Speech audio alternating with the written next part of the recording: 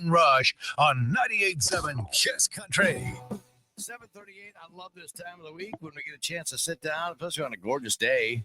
Sit down and talk with the man that gives us all the information that we always cuss at when we're driving on vacation or in a hurry, and we're going, "Oh, I got the stoplight. I got to wait for because of construction going on." Pete Helmstead from the Iowa DOT. Good morning, Pete.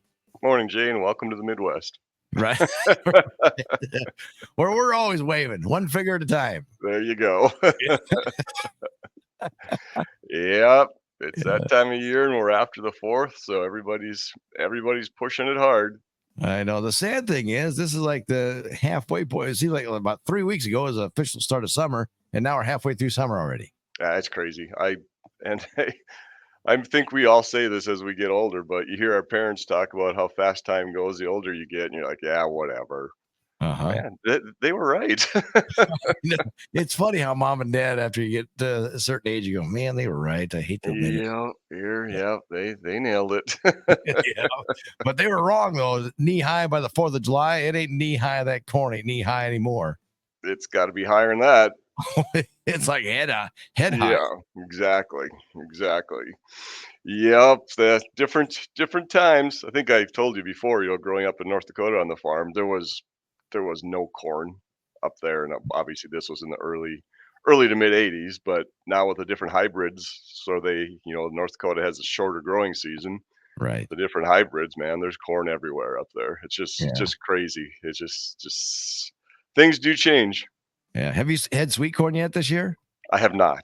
Oh man, I tell you what, there's some in Mason City that is like, one of the neighbors Really? picked it. It was like $15 a thing though.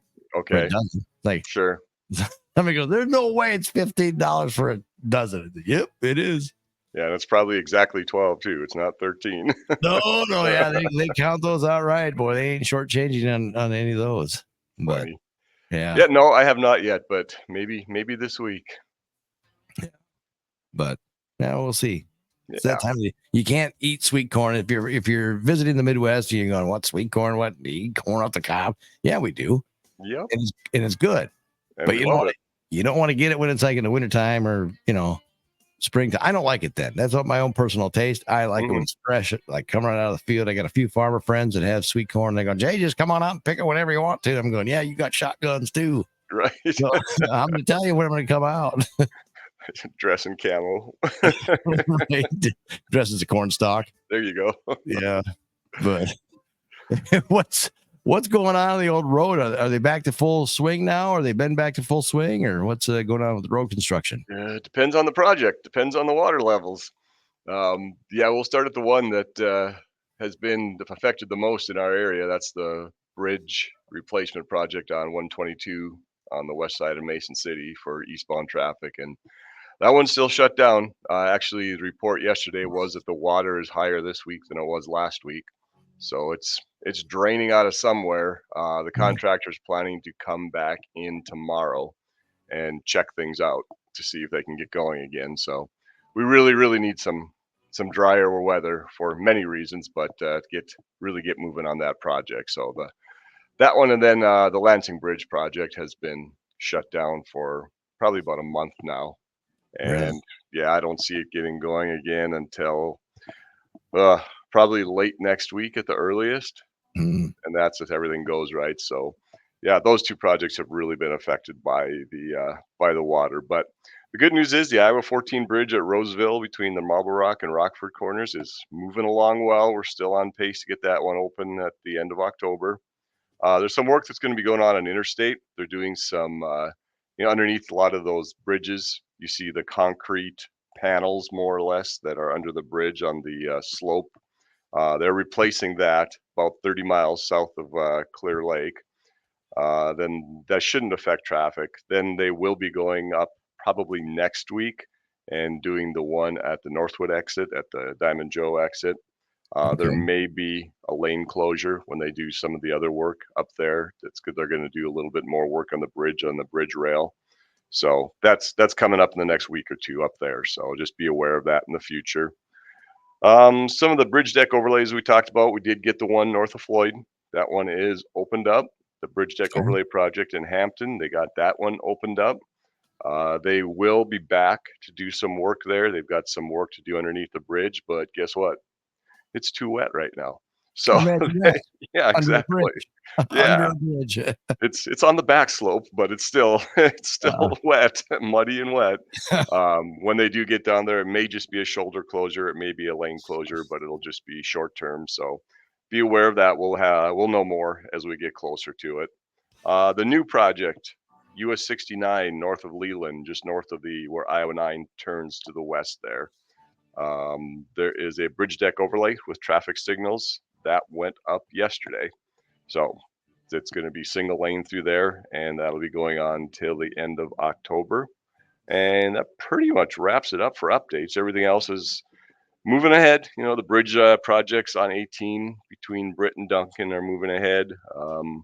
Just watch for the work zones, and I guess maybe just the reminder after the 4th, now that we're all getting back into routine again, is to check the 511ia.org or the 511ia app and make sure that you're aware of what you might run into on your travels. So there will be other projects that get going as we progress in the year. So keep up to date on that, or keep listening to us, and we'll let you know what's happening.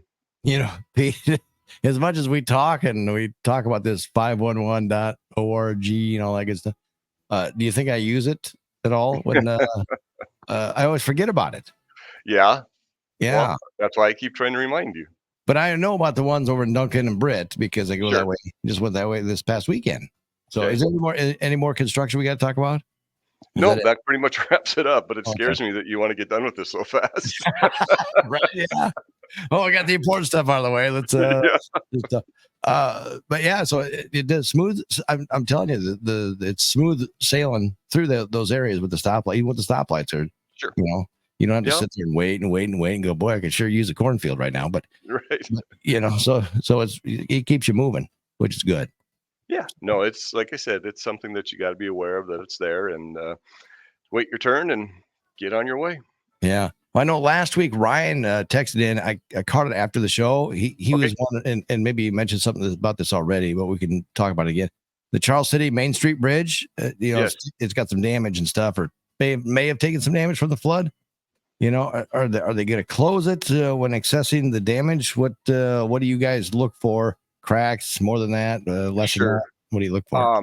Well, number one, that Main Street Bridge is a city bridge. It's not a DOT.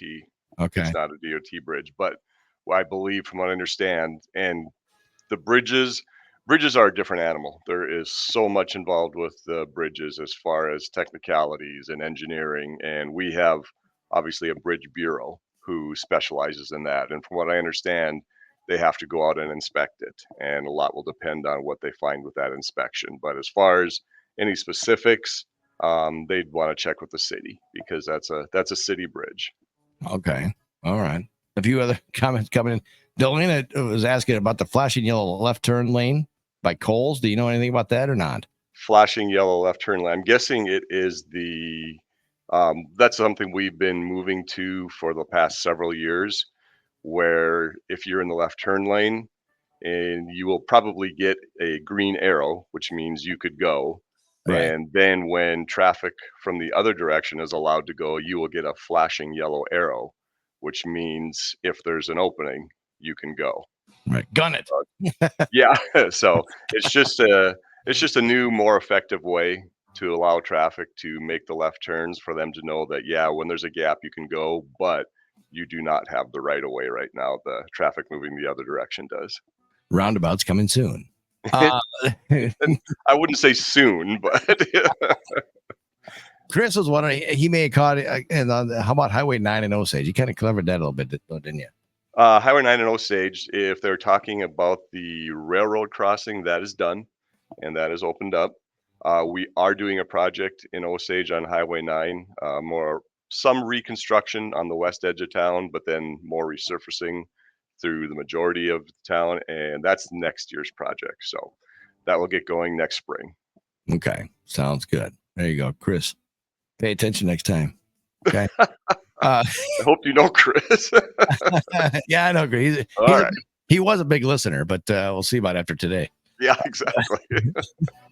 4th of July, you got all 10 toes, 10 fingers, all that good stuff, right? You didn't blow anything up? I never lit a match or a punk or a firework, so yes, Really? I still have all my digits. Not even a cigar. Didn't say that. I didn't get time to, Pete. It was busy. We were over to Okoboji. You went to what, North Dakota? No, you went to No, Wisconsin. Wisconsin, yep. Yeah. Did you get wet on the motorcycle? We did not. We left Friday and came back Sunday, and looking at the forecast early in the week, we everybody had their rain gear on the top of the saddlebags or top of their bags, and we got so lucky. I mean, there was rain in the area and stuff, and it missed us, and we got lucky. Yeah. Wow. Okoboji still got a lot of water. Yeah, Yeah. And then plus it poured a couple of different times, a couple of days sure. over there, but Yeah, it kind of worked out though for all the entertainment that they had in the park. sure. Well, that's good. Yeah. Right. Yeah. Have you ever seen The Trip? I have not. Oh my goodness, Pete. Really? You like Def Leppard, Guns yeah. N' Roses. So, Without a doubt. you'd love these guys. Yeah, I'll have to remember that. Yeah. One of the guys that was playing too, he was from Guns N' Roses. He had Oh, long really? hair. That wasn't Slash. He had, I think he took over Slash's spot when Slash left Guns N' Roses. Okay, Yeah. So he was good at the Guns N' Roses song. I'll bet. Yeah. Yeah, no, I tell you what, I love live music, so it's good to know. I'll try to remember that name, and if they're in the area again, try to get Yeah. to them and check it out. They're a Trip. Well, That's the way it sounds. yeah. So there you go. So just remember it that way, Pete. Oh, I've heard of the Trip. We got to go see them. Yeah. They were just here in Yeah. Mason City a few weeks ago. Well, about 3-4 weeks ago. Oh, were they really? Maybe that's why it sounds familiar. I do. Yeah. It does sound familiar. Nobody knew about it. Oh, they were the ones at the The arena. yeah. Yeah. We were out of town that weekend. Yeah. I do. Now I remember why. A lot of stuff going on that weekend. Yeah, there Yeah. always is in the summer. Yeah. But good. I'm glad you had a good 4th of July. And now we Yeah, you as well. got to look forward to what's the next thing on the agenda with the IODOT. Is that you guys get ready to start putting plows on yet? Talk about that. Not yet. Okay, good. Yeah, Good. we're gonna keep them in the back lot for a little bit yet. Good to hear. Good to hear. Yes. No, but there are, and and we've mentioned this before too. We're talking mainly about when we do these updates, some of the major construction projects, but we have smaller maintenance projects that our staff does go out and do. Our maintenance staff out of our garages, and they may be moving operations on the interstate where they're, like I said, they're moving operations where they're moving along the road. They are all very, very well marked. They all have all kinds of flashing lights. So be aware of them. Just because it's something that you don't hear us talk about, or maybe it didn't get updated on 511 because it's something that has to get done that day that happened the night before. Be aware of it when you're driving. If you see that stuff going on, slow down and give them respect and let everybody get through there safely. Yeah, don't forget about that 511ia.org or download that mobile app. It's a lot of fun, a lot of very useful information, very useful app, actually. Yeah, it is. I actually used it this weekend just to make, when we were in the Wisconsin side, I used the Wisconsin one just to make sure we were all clear. I was gonna ask, what, don't you use it on a regular basis? Don't you know the information already, Pete? Before you take off? No, I'm the lead bike usually, actually almost all the time in our group, and so yeah, I make sure that I know where we're going, because if we run into a detour, I hear about it in a fun way, but I still hear about it. Do you flip coins of who's the leader, or is it just because you drive faster? No, I don't know why. I think it was about 12, 14 years ago. Our group had me lead a ride, and ever since then, I've been the guy who leads the ride. And because he works for the DOT, so he knows everything. That probably has something to do with it. Yes. Yeah. But you need to just take him on a wild goose chase sometime. Just take the long way there. Yeah, it would be fun. It would be fun to just see how well they do follow. Yeah, exactly. They'd be like, why is Pete going that way? Exactly. Well, I guess he must know something we don't know, so we'll just follow him. Yeah, and then just end up and pull off in a empty parking lot somewhere and say, well, I thought this is where the restaurant was. Right. Yeah, that's what GPS said. Yeah, exactly. Oh, Pete, I know you got to get going. You got to go teach some kids how to drive. Is that what, or not drive, but what do you do with these kids? I speak to a driver's ed class, and yeah, we talk about winter driving safety. We talk about work zone safety. We talk about just overall general safety. Just things that will hopefully make them safer drivers as they move along and getting their driver's license. I never see a kid parallel park. I'll tell you that. Oh, you don't? The only time I do is when my truck's parked out front and they've got all this other space to parallel park, but they got to parallel park right in front of my truck. Makes you a little nervous, doesn't it? Yes, it does. Yeah. Come on, kid. Don't you hit the gas instead of the brake. Yeah, it's a lost art. Trust me, I'll let this baby run through a commercial break if I'm watching. Yeah. I'm gonna sit there and watch him. Jay's got the cell phone out, video recording it just in case. Yep, exactly. This baby's going viral, gonna make me millions. There you go. Pete, I know you gotta go, so we'll let you go, and we'll talk to you again next week. All right. All right, appreciate it. Thanks, Jay. All right. Of course, the Iowa DOT update brought to you by the Mason City All Risk Insurance. Dave and the crew, they'll take care of all your crop insurance needs. Make sure you contact them today. That's the good stuff. There's a few more good stories making the rounds about stuffed animals.